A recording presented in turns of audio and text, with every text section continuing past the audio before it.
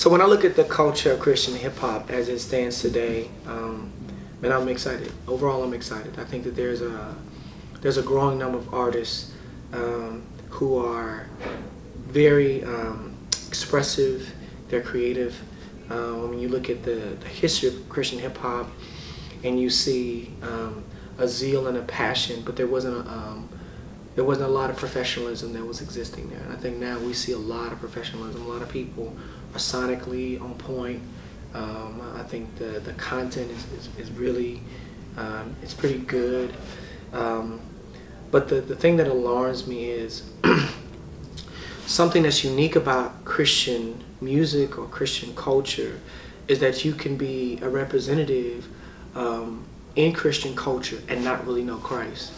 And so one thing that concerns me about the new generation of artists is that we've made the platform, the spotlight of Christianity, more attractive than Jesus himself.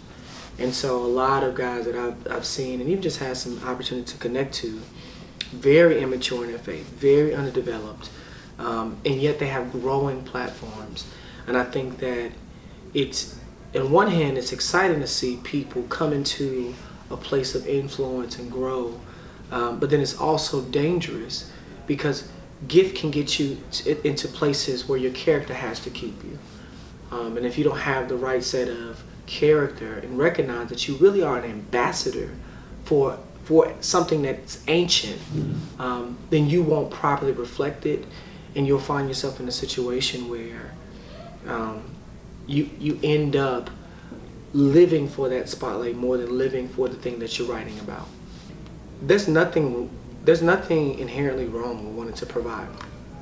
There's nothing wrong with food. There's nothing wrong with clothing.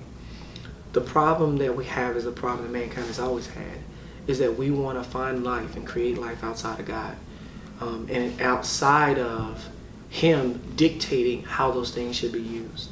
And so I'll give you an example. Clothing, amazing.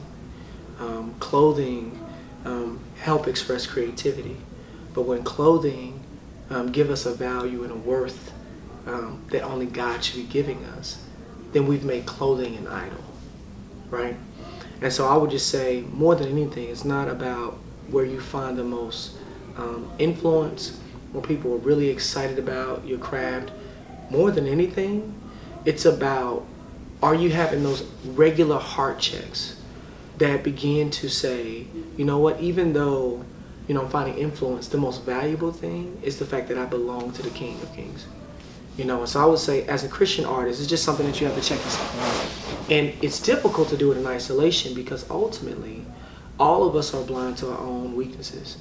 And so that's why it's critical that you have other people who are in the same race walking with you, because they can help you see some of those things that maybe you can't see. So I would just say, any of us can be ensnared, any of us can be caught up, any of us can create an idol out of something that's good, or make something good the greatest thing. But we need people in our lives that are constantly helping us say, hey man, that's not the greatest thing for you.